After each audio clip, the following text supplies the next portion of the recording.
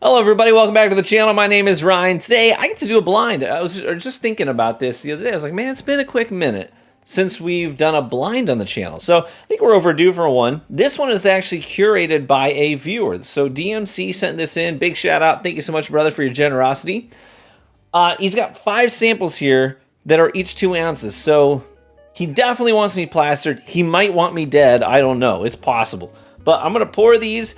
I know the theme, but I don't know the individual bottles that are represented here in the blind. So A through E, that's 5 samples, and the theme is double oaked. That's all I know. So I've got a key that I can reference when I'm done, but my goal here is just to taste them all, offer some notes, and then rank them from my favorite to least favorite, and we'll see which one wins. And I don't know, this could be a double oaked that I've had before, maybe not. So I'm excited. Let's get into it. I'll get these poured.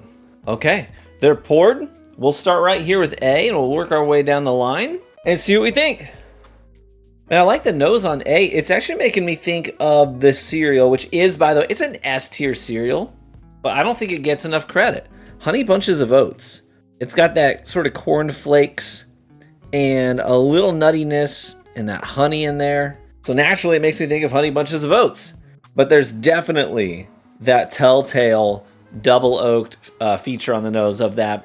You know, that light toasted oak and the rich brown sugars as well. Beautiful nose. Let's go ahead and try it. Cheers. Light on the proof. It's really trying to let that toasted barrel, or whatever the second barrel was, it's trying to let the double oak be the star of this show. And it definitely does. The whiskey itself is sweet, a little caramely, but it does take a back seat and allows the oak to be the, the star performer here. It reminds me a lot of like Woodford double oaked in that capacity. Very similar notes. But there's a really strong like vanilla frosting note that I'm getting as well, which is quite pleasant. This just tastes like a really quintessential double oaked. Everything that you would come to expect from a good double oaked pour. Alrighty, let's move on to B. Notice this one is much lighter and it has a little bit of a citrus quality as well. Well, it also seems like a lemon peel or a lemon drop of some kind. And there's a little bit of like milk chocolate going on too. And that sort of telltale double oak quality, it's there, but it's not nearly as forward as the nose of Glass A was. A little bit more docile, tamed down.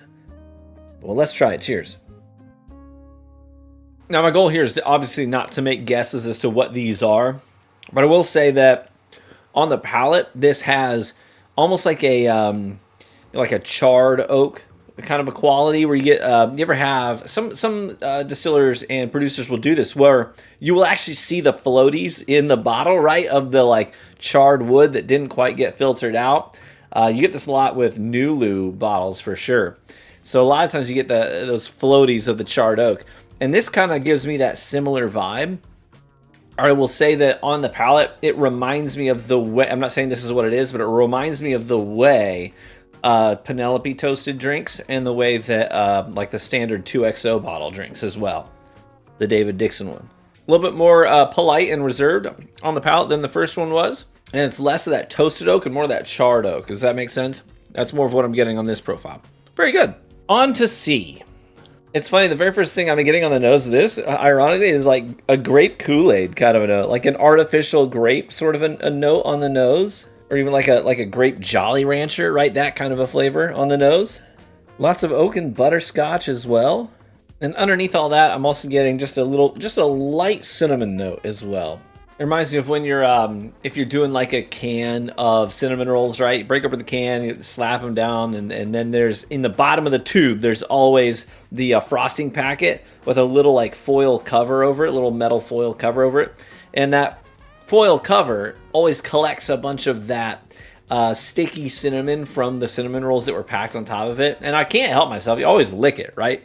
Am I the only one? Am I the only one that does that? I hope I'm not. It's like that, right? A little bit bitter and dry cinnamon, but still sweet and good. Well, let's try it. Cheers. Ooh. That's not bashful. No, this is very much like a heavily toasted second barrel kind of a vibe going on here. Ton of brown sugar and toasted oak. That sweet cinnamon comes in towards the end of the palate and extends into the finish.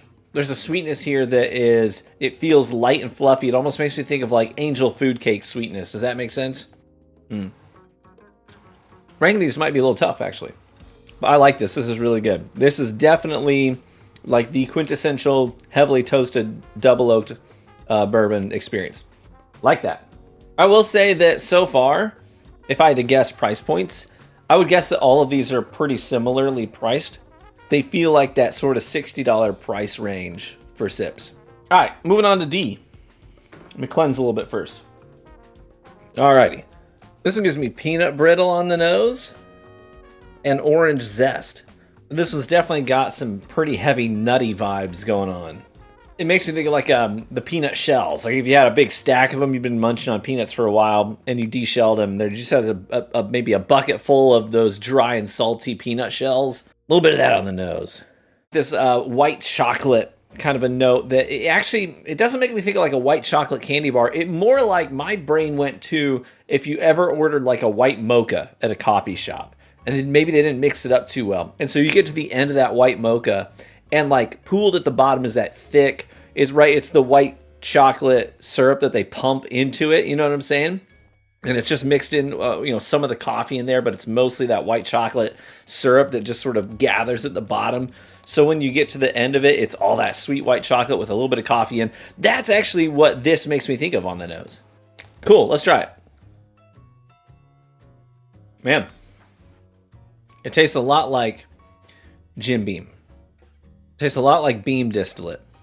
Not saying that it is, but it definitely carries a lot of those same qualities, like that peanut and the toffee, brittle toffee. But it definitely does kind of incorporate that second barrel where you get a little extra oak in there, a little extra that sort of toasted quality, and plenty of those brown sugars and vanillins that come along with that secondary barrel. But all in all, that's really good.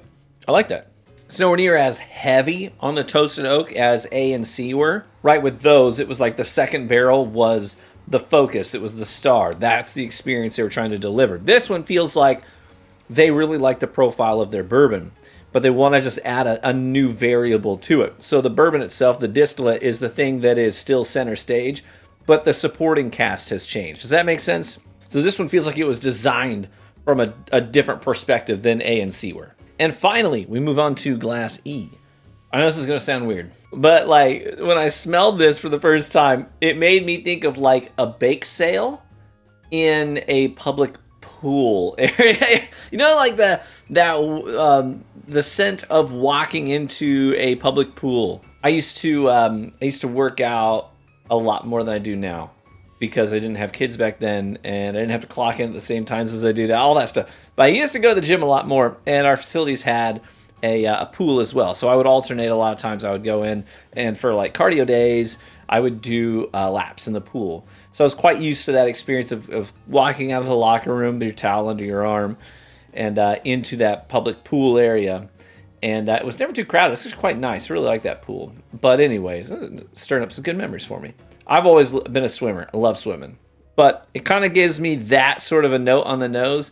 But alongside that, I'm also getting like sweet pastries. You know what I'm saying? Like Danishes, pound cakes. I know that's a really weird way to describe the nose of a whiskey, the bake sale in a public pool. But that's, I don't know. That's the first thing that came to mind. And the more I smell it, the more I'm like, you know what? I'm sticking with that. I think that's all right. Well, let's try it. Cheers.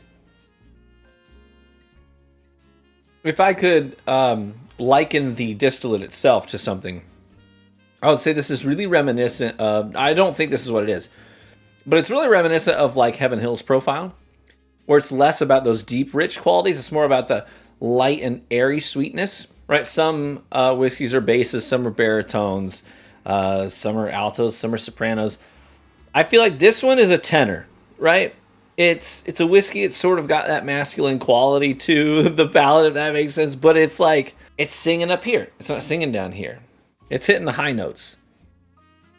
The presence of a second barrel comes right at the start of the finish, right? After you swallowed and it sits for a second, and then it kicks in. That's where I start to get evidence of a second barrel. So a little extra wave of oak, sort of as the aftermath. But the front end of it does make me think of like pound cake, right? It's sort of a light and soft sweetness, more confectionery, like powdered sugar, not so much your caramels and butterscotches and things like that. Okay. I have scores written down for these, but I'm going to go back through and double check how I feel about them and then finalize my ranking. Sound good? I wanted to compare A and C because they were very similar. Just going back in on A, the very first thing I'm getting that I didn't mention the first time around, after now finishing, you know, my palate's sort of warmed up, I get maple syrup, like light maple syrup right on the nose. Okay, so I think I've finalized my ranking here. Let me get my scorecards out. Okay, so we'll start from 5th place and work our way up. Sound good? None of these were bad by any means, but I think the one that had like the lowest impact in terms of the impression it left, like it left a very small impression. E. E's going to take 5th place. So the last one we tasted, that one's going to take last place today. This was the public pool bake sale. Public pool bake sale. Cool. 4th place is going to go to glass B. Okay, I said it was like similar to A, but it was like if A was the diet version of A. Does that make sense? It was a little bit more tamed down. I said it was soft, had a little citrus to it. It was a little bit docile. Said it had like some charred oak qualities rather than more like a toasted oak. That one's going to take 4th place. 3rd place is going to go to glass A. All right, so 3rd place goes to glass A. This is the one I said gave me honey bunches of oats and lots of toasted oak, some vanilla frosting. I said it reminded me of Woodford double oaked.